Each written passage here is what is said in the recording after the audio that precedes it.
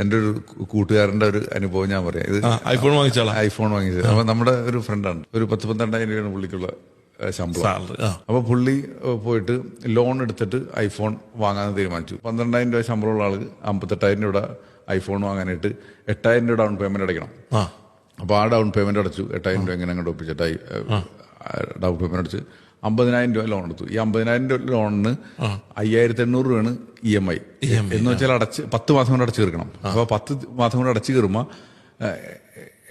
58,000 രൂപ അടയ്ക്കണം. എന്ന് വെച്ചാൽ 8,000 രൂപ പലിശയും കൊടുക്കണം. ഇതിന്റെ കാര്യം പറഞ്ഞാൽ 2 മാസം കഴിഞ്ഞപ്പോഴേക്കും പുള്ളിയുടെ ഐഫോൺ പോയി. ഇപ്പൊ പുള്ളി EMI അടച്ചുകൊണ്ടിരിക്കുക. നമുക്ക് എപ്പോഴും ഒരു ഇൻകം കിട്ടുമ്പോൾ നമ്മൾ ആ ഇൻകത്തിനനുസരിച്ച് ജീവിക്കാനായിട്ടൊന്ന് നമ്മൾ തയ്യാറാണോ? ഉയർന്ന രീതി തിങ്ക് ചെയ്യാൻ പഠിച്ചോ, ദാറ്റ്സ് ഓക്കെ.